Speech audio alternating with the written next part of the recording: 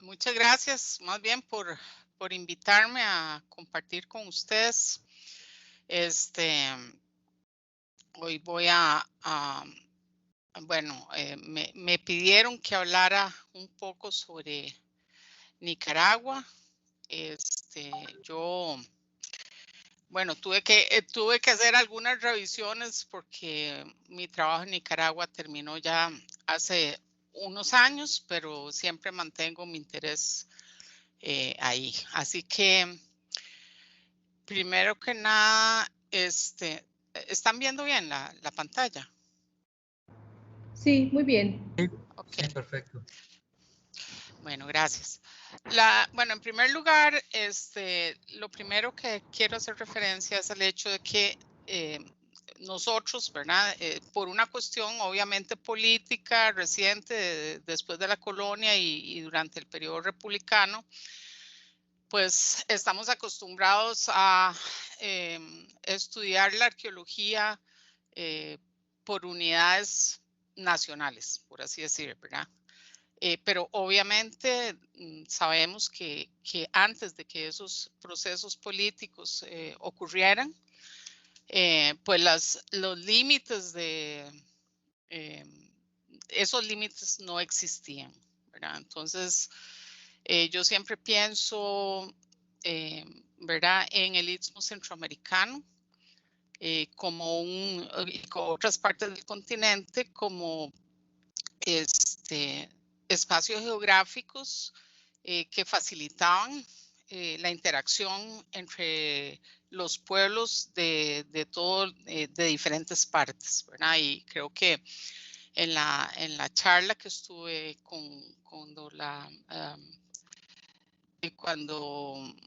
cuando se habló de la bioarqueología, ¿verdad? Vera hizo referencia precisamente a los contactos que podrían haberse dado entre áreas del lado del Pacífico, entre áreas de Mesoamérica y Costa Rica en ese plazo. Así que vamos a hablar de Nicaragua, pero hay cosas que trascienden, digamos, lo que es el territorio nicaragüense. Bueno, aquí nada más, ¿verdad? Como una idea de que ustedes pues conocen, ¿no? De la distribución de los lagos dentro de Nicaragua, que son cuerpos de agua muy importantes. ¿Verdad? En el caso de Nicaragua también hay que recordar el río San Juan, que es un río muy importante también que conecta prácticamente el Pacífico con el Caribe. Y hay como diferencias geográficas en el sentido de que si bien se comparten áreas de tierras bajas, ¿verdad? En el caso de Nicaragua, si ustedes ven el Istmo, pues es una de las áreas donde la cordillera que cruza el Istmo, las cordilleras como que disminuyen ahí, y eso se debe a un proceso geológico que se llama la depresión de Nicaragua. Entonces, también muy importante reconocer que estamos en un territorio que nos da a los seres humanos muchas posibilidades, pero también los pueblos, los seres humanos hemos enfrentado dificultades porque es un territorio, por un lado, con una alta sismicidad, ¿verdad? Donde han ocurrido muchos terremotos.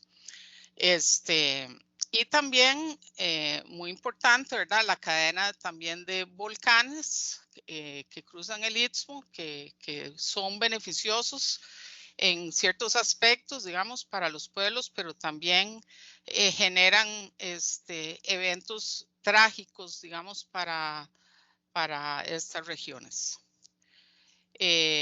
Otra cosa que quería mencionar es precisamente la naturaleza del Istmo que tiene, ¿verdad? Que es como un área paso, sobre todo fácilmente por tierra por el lado del Pacífico, ¿verdad? Aquí hay esta imagen, lo que tiene es la ruta que siguió Fray Alonso Ponce en 1586 para llegar desde México, desde el territorio mexicano, bueno, se extendía más hasta el centro México, perdón, hasta Nicaragua, ¿verdad? Entonces, muchas de las carreteras y los pasos que nosotros utilizamos para viajar hoy día en el Istmo son producto de ya sean condiciones geográficas naturales o rutas que se crearon en la época precolombina. Ok, entonces, obviamente la mayor parte del Istmo, si pensamos en áreas culturales, la mayor parte del Istmo no entra, digamos, en la concepción que se tiene ahora de Mesoamérica, ¿verdad?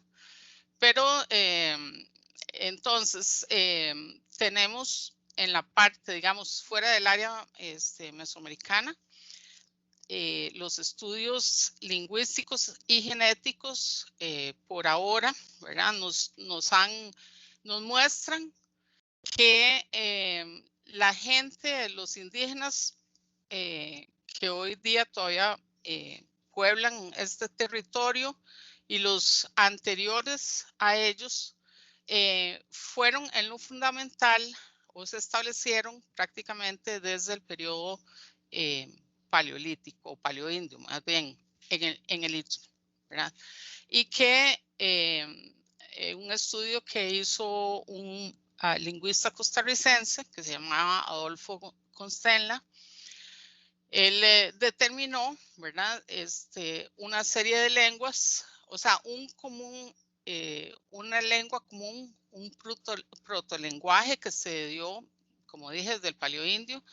Después divisiones, ¿verdad? Más o menos al momento que empieza el Holoceno, de lo que vinieron a hacer las lenguas chibchas, y otra división que después también se dividió entre las lenguas lencas a los misumalpas. Y en este mapa mostramos más o menos los pueblos chibchas, digamos, son estos que están aquí en el territorio costarricense, menos el Chorotega y los Rama, digamos, en el lado de Nicaragua.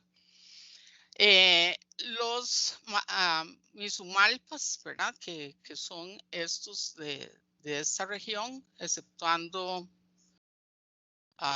no, los de esta región, y después los lenca, ¿verdad? Hay una discusión, por lo menos a nivel genético, si los lencas realmente son mesoamericanos, pero lingüísticamente Constella los ha puesto en esta otra categoría. Y aquí, digamos, en este mapa hay una referencia a chorotegas y nicaraos en el Pacífico de Nicaragua, y esos son productos, digamos, de una migración que se supone partió del centro de México y llegaron estos pueblos, digamos, en el postclásico o a finales o en el clásico tardío a esta región. Son hablantes los marillos y los chorotegas de lenguas son lenguas otomangues, y los nicaraos que eran náhuatl, ¿ok? Pero eso es una ocupación tardía, por así decirlo. Bueno, entonces, aquí tenemos una división geográfica de las regiones geográficas de Nicaragua. Esta es la región del Pacífico, ¿verdad? Una región caliente, de mucha llanura, pocas montañas, digamos, altas. La región central y la región Caribe. Es interesante, ¿verdad? Que hasta el día de hoy, la región principal o las regiones principales en Nicaragua, o las más habitadas, por así decirlo, son la región pacífica, ¿verdad? Y la región central. Y aquella que tiene una población más dispersa y pues no tan numerosa es en esta región, y son condiciones, digamos, importantes, porque de esta región sabemos poco, aunque sí se ha hecho investigación, ¿verdad? Pero es parte la centralización, por así decir, de los mayores esfuerzos de las poblaciones en esta parte. Ok. Entonces, bueno, lo primero que nada es, les voy a hablar de lo que se conoce más antiguo, por así decir, en Nicaragua. Digamos, con mayor seguridad, la primera evidencia de ocupación humana que se ha podido detectar por parte de los arqueólogos es en esta parte de la costa Caribe que se llama Monkey Point. Ahí hay zonas con concheros y un grupo de investigadores nicaragüenses y canadienses hicieron una investigación en un conchero en la costa y encontraron un entierro, ¿verdad? De una mujer adulta y se fechó, o sea, se fechó este entierro más o menos como a unos 4.000 años antes más bien del presente. Esto está, sí, 4.000 años antes de... ¿Aló? Perdón, alguien alzó como la voz, disculpen. Sí, perdón, no, doctora. Entonces, si es un entierro más bien, perdón, aquí está equivocado, son 4.000 años antes del presente o antes de nuestra era más bien. Es la otra.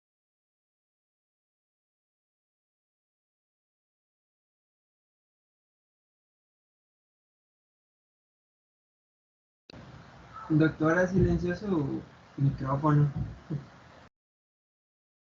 Perdón. Qué raro.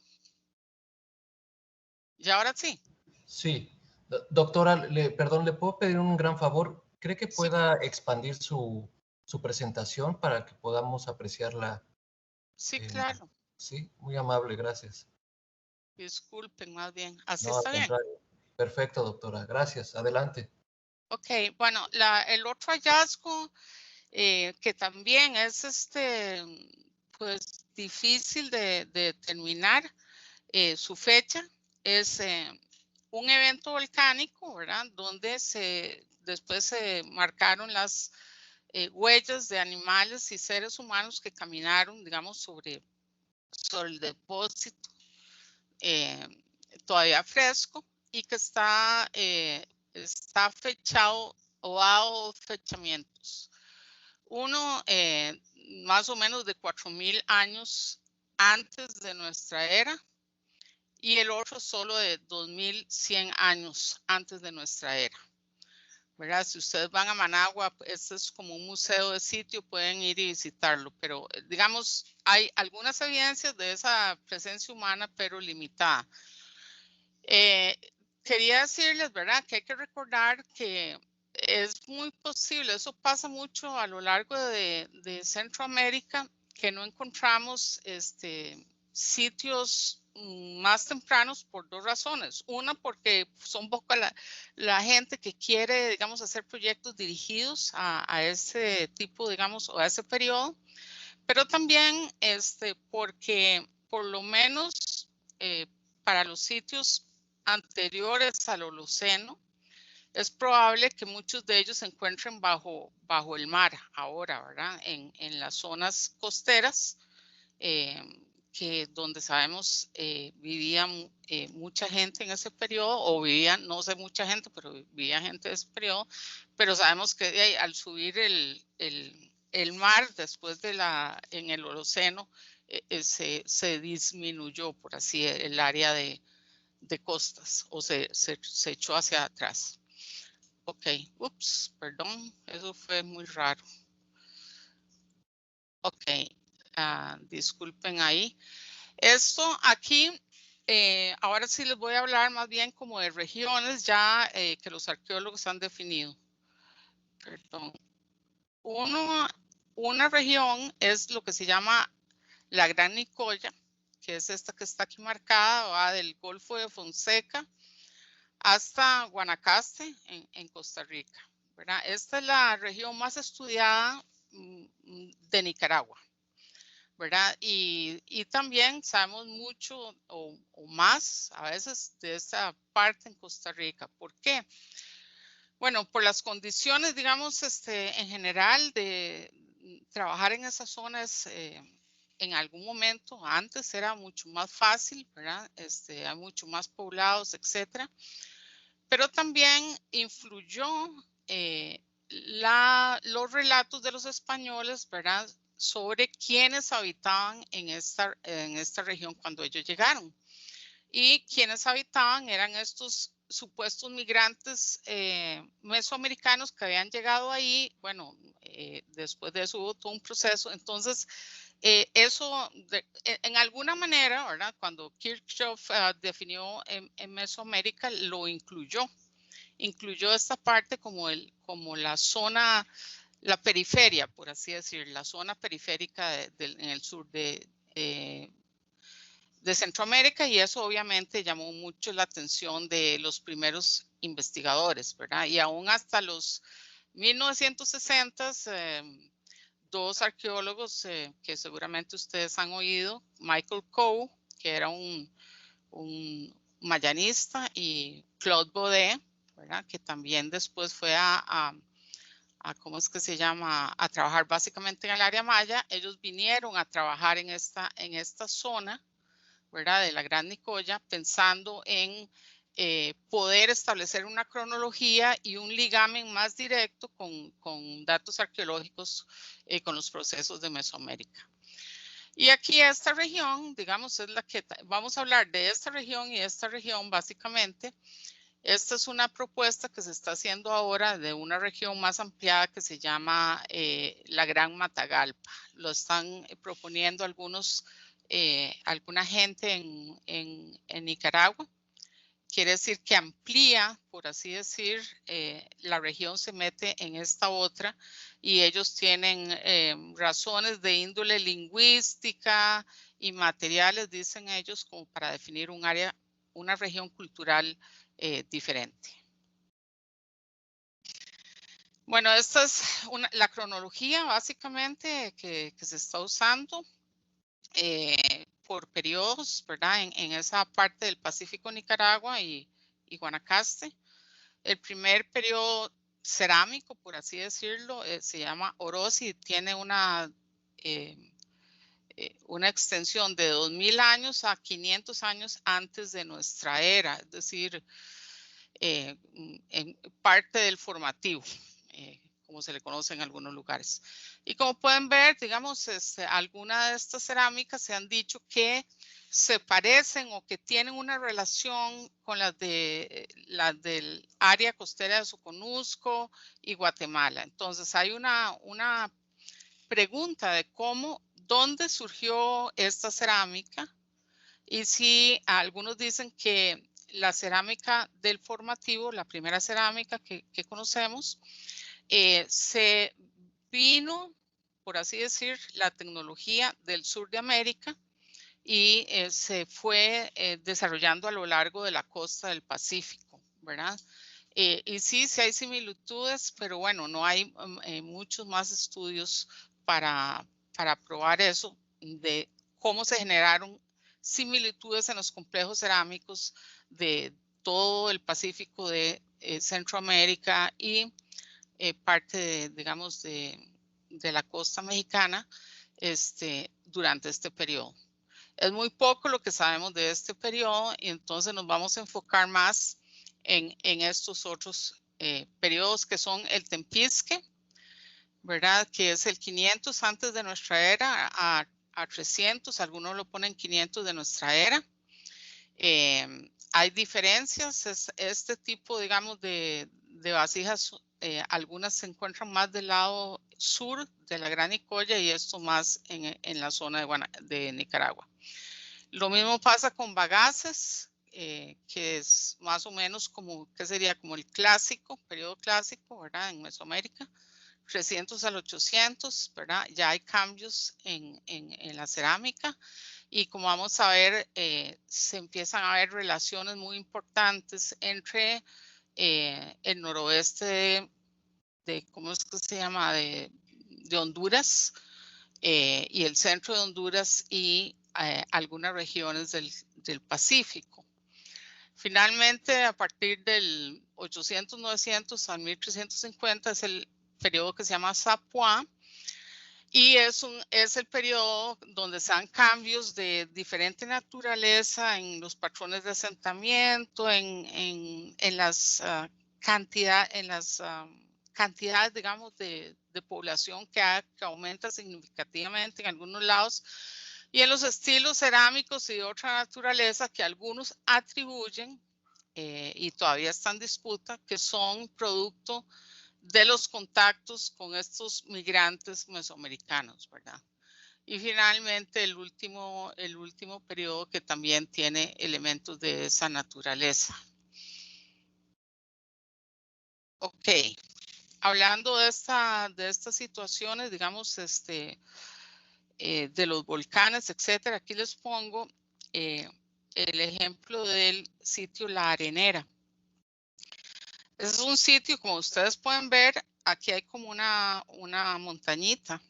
Y esto que ven aquí son depósitos de cenizas, ¿verdad? Y esto que está acá también son depósitos de este proceso, digamos, de erupción.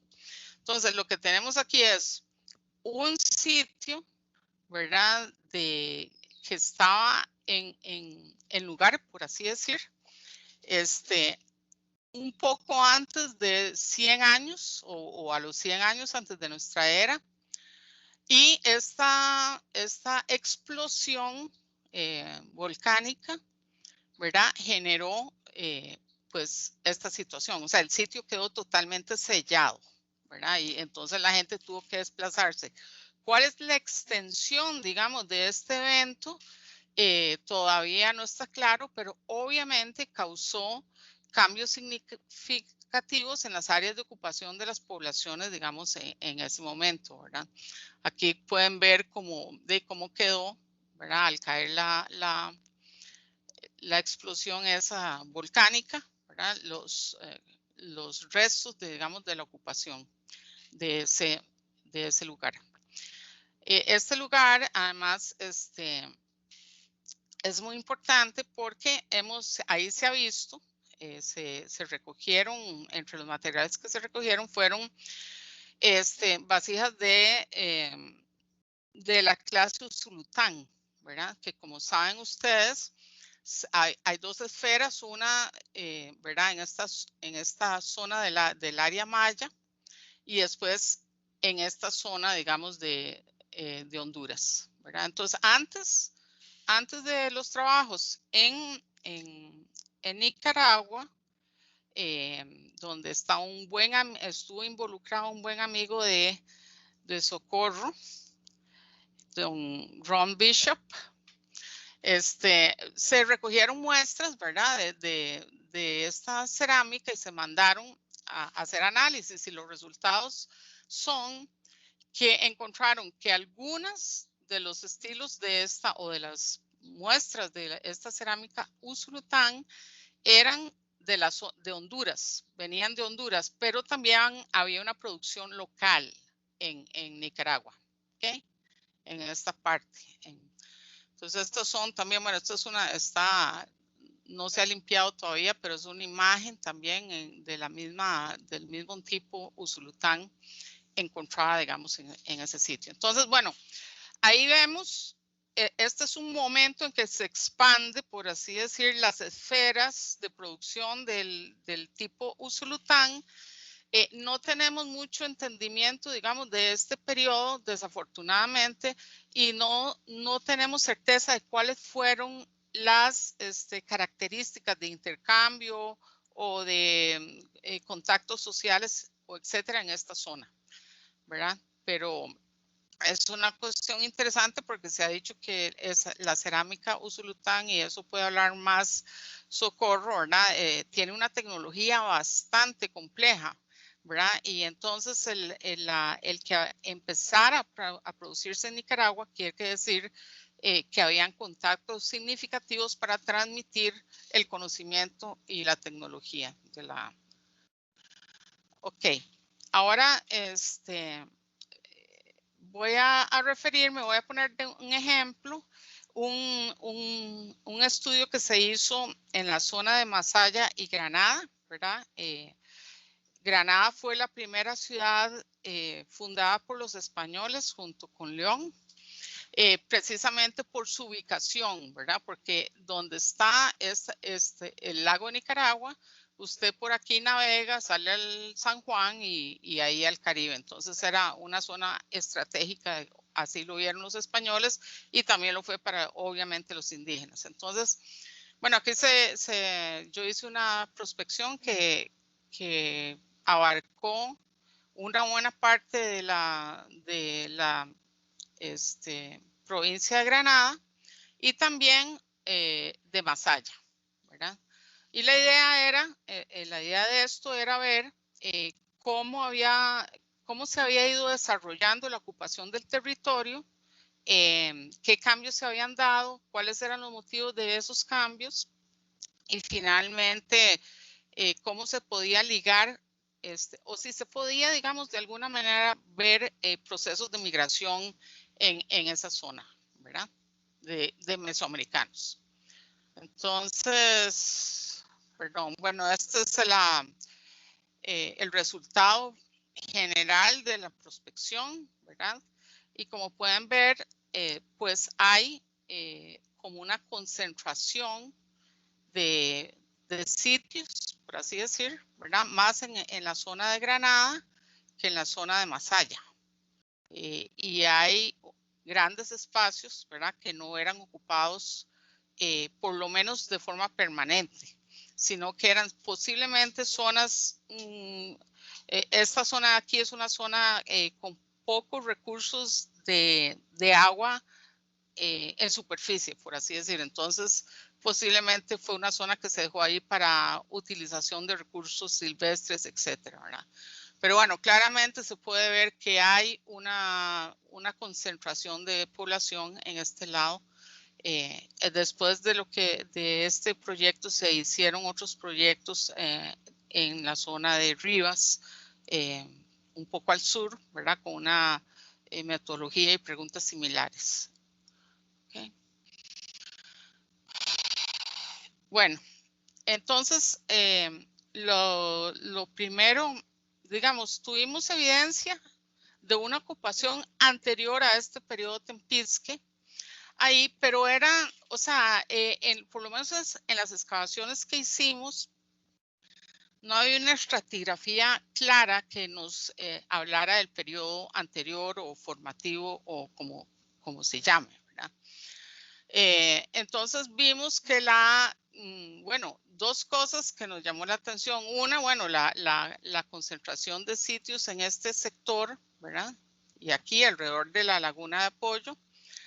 Y la ausencia de sitios en la costa, ¿verdad? Entonces, bueno, asumimos que la gente tenía una vocación más agrícola en este periodo, ¿verdad? Tiene todavía, o sea, es un patrón relativamente disperso, excepto en un sitio que está acá, que se llama Ayala y al cual nos vamos a referir más. Ok. Como les dije, o sea, aquí les recuerdo, ¿verdad? Yo dije, hey, aquí no hay, qué raro, no hay nadie en la costa, ¿verdad? No, todos están aquí concentrados. La razón, años después nos dimos cuenta que la razón fue otro evento volcánico, ¿verdad? De aquí hubo una explosión, digamos, del volcán Mombacho. Y es el volcán Mombacho el que creó la península de Acesses, ese proceso, ¿verdad? ¿Y qué pasó ahí? Bueno, no solo se creó un nuevo territorio, por así decir, sino que ese evento posiblemente hizo que el nivel del agua del lago subiera. Y entonces aquí es posible que si hubieran antes del evento comunidades en la costa del lago, pero están posiblemente ahora esos sitios bajo el agua, ¿verdad? Entonces, bueno, eso pasó, digamos, pero hubo una cuestión importante en ese proceso y es que esta zona de acá, ¿verdad? Y este sitio allá, del que les voy a hablar, no se vio afectada de forma directa por este evento, ¿verdad? Y entonces el sitio tomó, digamos, una importancia, digamos, grande en la región. Lo vamos a ver ya desde este momento. Y este evento ocurrió en el 270 de nuestra era, ¿verdad? O sea, un segundo evento cercano del que hablamos anteriormente, que está más al norte. Entonces, eso para que vean como la dinámica, ¿verdad? Los aspectos naturales, ¿verdad? Los eventos naturales que pueden pasar en esa región y que dan tiene un territorio muy activo, por así decirlo. Ok. ¿Qué pasa en ese periodo en Nicaragua? Bueno, sabemos que hay una interacción fuerte, como ya dijimos, entre el Pacífico de Nicaragua y otras regiones de El Salvador y de Honduras.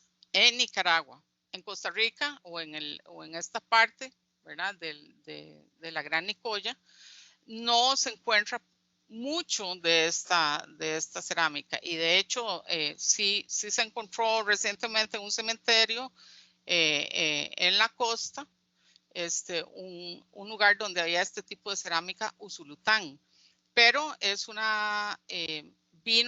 fue traída de Nicaragua, ¿verdad? Ese tipo de cerámica. Pero en el caso, digamos, de la parte de la Gran Nicoya, del lado de lo que hoy es Costa Rica, lo que tenemos en ese periodo es una presencia importante de artefactos de jade maya, espejos de pirita también, depositados en lugares sagrados, en cementerios, ¿verdad? Y un desarrollo de una lapidaria de jade aquí en Costa Rica. Una buena parte con materiales locales, pero también con extracciones o consiguiendo, digamos, bloques y materiales de la zona de Motagua. Entonces, ya aquí lo que quiero mostrar es como una diferencia de comportamiento en las interacciones en el Istmo, en Nicaragua y en esta parte de Costa Rica. Nicaragua está, digamos, o el Pacífico, aquí la interacción se da más que todo en este lado. En el lado, digamos, de Costa Rica, de esa sección, es directamente con la zona maya, ¿verdad? Y con el acceso a la fuente de Motagua. Ok, al siguiente periodo que vamos a hablar, que correspondería más o menos con el clásico en Mesoamérica, ¿verdad? Lo que podemos ver es que hay un cambio significativo en la cantidad de sitios, en las dimensiones, digamos, de los sitios, ¿verdad? Hay una mayor cantidad de sitios. Y el sitio de Yala, después de ese evento catastrófico, se vuelve en un sitio muy extenso, ¿verdad? Y en un sitio de producción cerámica muy, muy importante, que generó, por así decir, cerámica, que se intercambió con diferentes partes de Honduras e inclusive Costa Rica. Entonces, podríamos decir que en este periodo, ese sitio, hay como evidencias ya de un surgimiento de desigualdad social y también de especialización absolutamente en términos de la producción cerámica. Y aquí les pongo algunos ejemplos, ¿verdad? Por ejemplo, este es una variedad tenampúa de los ulúas policromos que se producen en el centro en la zona de Comayagua, ¿verdad? En el centro de Honduras. Es una zona de paso entre el Caribe y el Pacífico. O sea, hay un paso natural que lleva al Golfo de Fonseca y a la llanura del Pacífico, ¿verdad? Entonces, bueno, tenemos esta cerámica y mucha otra, digamos, de estilos ulúas que aparecen en ese sitio de Ayala y en algunos otros puntos de Nicaragua, ¿verdad? Y también tenemos en ese sitio de Ayala, un tipo que se produce en el oriente de El Salvador, que se llama el delirio rojo sobre blanco. Aquí hay unas pocas ejemplares. Y también vemos en ese mismo sitio, ¿verdad? Una producción local de obsidiana unifacial, que viene de una fuente que se llama Guinope, que está muy cerca de la frontera del lado Pacífico entre Honduras y Nicaragua. Y también tenemos navajas prismáticas de obsidiana, que según Jeffrey Braswell, tienen todas las características similares del sitio de Quelepa, en El Salvador. ¿Qué es lo interesante? Que tanto esta cerámica, ¿verdad? Como estas navajas están viniendo de ese sitio. Entonces, ahí en esa parte de Nicaragua, en ese momento hay una interacción fuerte con El Salvador, con el oeste de El Salvador y con el noreste y centro de Honduras. Y aquí podemos ver un poco de eso, ¿verdad? Esto es como un vaso que se llama, es un tipo, digamos, que se llama galopolicromo, ¿verdad? Y que es un mora policromo, esto se produce más digamos, en el lado de costarricense, y hay expresiones también en esta zona donde está Ayala de este tipo de sitios. Y después podemos ver las semejanzas, ¿verdad? Al mismo tiempo de este tipo de cosas, desde Altunja, ¿verdad? A la zona de Comayagua, a Quelepa, y después la relación también con Chalchuapa, con este tipo, digamos, de cerámica. Entonces, en este periodo, lo que estamos viendo es un desarrollo de una mayor, inclusive, especialización en la producción cerámica y contactos dinámicos, digamos, entre la zona, digamos, de la Gran Nicoya con diferentes regiones, inclusive, o puede ser a través de Honduras, ¿verdad? Con la zona maya. Y estos son otros de los productos que se están intercambiando, como ya les dije. O sea, tipo que se hace en ¿cómo es que se llama? En Quelepa, y que hay evidencia de él, ¿verdad? Delirio rojo sobre blanco. Este tipo, digamos, de producción que termina llamándose Las Vegas, ¿verdad? Que empieza a tener, o sea, que se encuentra también en esta zona como un producto importado, pero también con producción local de esto, y lo que mencionamos también en el caso de Nicaragua. Entonces, aquí quería nada más hacer una referencia a una cuestión que plantearon George Hasselman y Gloria Pinto, que trabajan en Honduras, o trabajaba George, ya murió. Ellos da esa dinámica, ¿verdad? Ellos como en los 90s plantearon la posibilidad de una zona, ¿verdad? Que era como una especie de colchón o de mayor interacción con Mesoamérica y con esta parte, digamos, del Istmo, el sur del Istmo, por este tipo de dinámicas que ya he mencionado de cerámicas como con ideas compartidas, tecnologías compartidas, y bueno, y otro montón, vasijas de mármol y otra serie de cosas que hemos visto.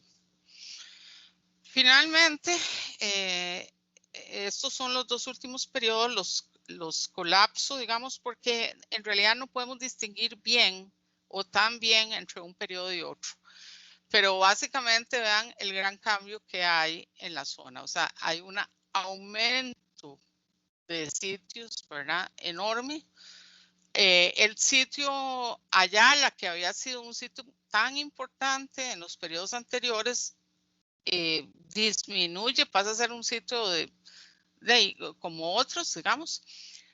Y el centro, por así decir, de control de la zona se desplaza a esta parte de aquí, se llama el sitio Tepetate, ¿verdad? Entonces, ese es un sitio que tenía montículos y plazas, etcétera, como un poco en el estilo mesoamericano. Y las fuentes históricas decían que efectivamente por esa zona habían grupos chorotegas que se asumen tenían de alguna manera componentes mesoamericanos, ¿verdad? Y otra vez vean la gran diferencia con esta otra zona, ¿verdad? Entonces es como que todo se mueve hacia la zona del lago de Nicaragua, ¿verdad? Y crece mucho más la población.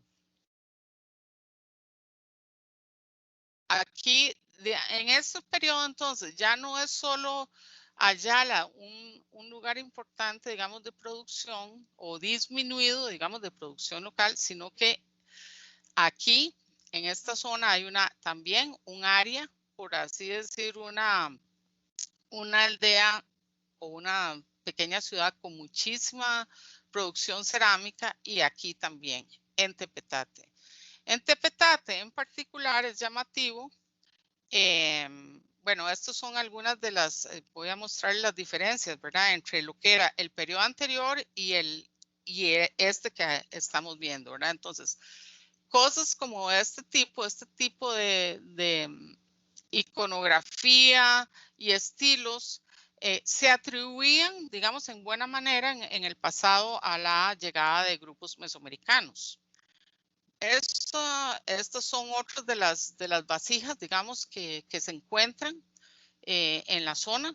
Si ustedes conocen el plomizo, la cerámica plomiza, ¿verdad? Hay como formas y eso que son similares. Obviamente es otra tecnología. Y esto está aquí metido. Tal vez alguno después de la charla me puede decir de dónde vino esta pieza tan hermosa, porque no es de esa zona, pero apareció por ahí. Entonces, obviamente hay un cambio muy significativo y se ha mencionado, ¿verdad? Que muchas de las representaciones en estas vasijas tienen motivos, digamos, que son típicos del posclásico mesoamericano. Lo mismo, digamos, que estos otros vasijas, ¿verdad? Es en particular el Vallejo policromo se ha dicho que tiene claramente relaciones, digamos, simbólicas con Mesoamérica. Bueno, otros cambios que se dan en ese periodo es precisamente la producción masiva de figurinas y patitas de vasijas con moldes. Eso se da en ese sitio que les dije de Tepetate, en la costa del lago. Ahí tenemos una producción enorme de este tipo de cosas que ya sabemos, se distribuían también con los análisis que hizo Ron Bishop. Se producían todos ahí y se distribuían al territorio hacia el sur y hacia el norte, ¿verdad? Entonces, una especialización bastante fuerte, ¿verdad? De la producción cerámica. Y también podemos ver cambios en este último periodo, ¿verdad? Que se asocia a esa migración, posible migración mesoamericana. También en la lítica hay cambios. O sea, por primera vez se produce, y bastante en este tipo en el sitio de Tepetate, navajas de obsidiana. Se estaban produciendo ahí. Y también se empiezan a producir elementos bifaciales que no eran parte de lo que se hacía anteriormente, que eran elementos bifaciales, unifaciales, como se puede ver aquí. Payson Sheets ha dicho que este tipo, digamos, de algunos de estos elementos se parecen mucho a a una tecnología que se usaba en alguna área del área maya, perdón. Ok, entonces, bueno, con ese estudio lo que se generó, ¿verdad? Fue una idea de que por lo menos la interacción con grupos mesoamericanos se intensificó en estas últimas partes. ¿Cómo se dio esa migración? ¿Cuánta gente se movió ahí? Etcétera. Esas son cosas que tienen que desarrollarse y estudiarse con más detalle en los años próximos. Y ahora nada más voy a hacer otra referencia a este movimiento. Este es un lugar que se llama la Bahía de Culebra en Costa Rica. Es un puerto natural. Se usó en la época precolombina y en el presente se usa, ¿verdad? Como puerto. No está tan largo de la frontera con Nicaragua, tal vez no puedo decir ahora, pero no creo que más de 50 kilómetros o algo así. Y en esta zona se han encontrado, desafortunadamente por los saqueadores de tumbas, varios artefactos mesoamericanos de diferentes periodos que estaban ahí. Pero entonces, bueno, estos son una serie de sitios en la zona. Me voy a referir a este sitio que se llama el sitio Jícaro, que está aquí, ¿verdad? Donde fue trabajado hace unos años por Felipe Solís y Ana Yancy Herrera, dos arqueólogos costarricenses que fueron contratados para ese trabajo. Y entonces se han encontrado, ¿verdad? Muchos casos, digamos, en los restos humanos que ahí se han encontrado de modificaciones dentales, estilo mesoamericano, y también de deformaciones craneales en ese mismo estilo. De eso les puedo hablar mucho más Vera, pero lo que quiero decir es que los pocos estudios de ADN que tenemos sugieren, ¿verdad?, que esta gente que llegó ahí, los mesoamericanos que llegaron ahí, eran fundamentalmente hombres, ¿verdad? Y que, como hicieron los españoles, ¿verdad? Pues ellos se aparearon con indígenas chibchas de la zona. Entonces, decir, el resultado de eso no es ni una expresión totalmente mesoamericana, ni una expresión similar a la chibcha antes de que se diera, digamos, este proceso. Entonces, otro caso, digamos, de procesos, digamos, dinámicos y contactos en la zona en la última parte de la secuencia precolombina. Estos son otros ejemplos de los cementerios que ahí se encontraban, ¿verdad? Y otras prácticas aquí de una pulsera con dientes humanos que no era común con anterioridad. Ok, y para terminar, porque creo que ya casi que me pasé, ¿verdad?, de tiempo, pero nada más voy a decirles, voy a hablarles rápidamente sobre esta zona. Esto que ven aquí es un sitio, bueno, es un dibujo del plano de un sitio que se llama El Tapial. Edgar Espinosa y otros hicieron una prospección en la zona del río Coco, ¿verdad? Y entonces lo que encontraron fue que más o menos a partir del 400 de nuestra era fue que encontraron sitios en esa zona. Y fueron sitios todos, ¿verdad?, de estas características, o sea, con un montón de montículos de tierra y piedra, digamos, que se desarrollaron en toda esta zona a partir del 400. O sea, no hay evidencia en ese territorio de ocupaciones anteriores. Si no hubo ocupaciones anteriores porque no había una presión demográfica o esa zona no era atractiva en ese momento para las poblaciones, o hubo eventos que pueden haber tapado los sitios anteriores, todavía no lo sabemos, ¿verdad? Pero sí sabemos que habían en toda esta región de acá, sitios con este tipo, digamos, de concentraciones de montículos, una plaza en el centro, etcétera. Y mucha de la cerámica, digamos, de ellos tiene también similitudes con pueblos de esta zona de Honduras, ¿verdad? Realmente, estos en esa misma región, pero en el sur, ¿verdad? Esta es la zona de un proyecto que dirige Alexander Gertz, que no sé si lo conocen, pero era una zona poco conocida, ¿verdad? Y Alex tiene, no sé, tal vez unos 10 años de estar trabajando ahí con colegas suyos y estudiantes. Y hicieron una prospección, digamos, en esta zona, y lo que encontraron fue que en realidad la ocupación humana, ¿verdad? También es un poco tardía en esa zona en particular. Y encontraron más o menos que a partir, los datos de ellos les dicen que más o menos a partir del 200 de nuestra era es que empiezan a encontrarse sitios en esta zona, ¿verdad?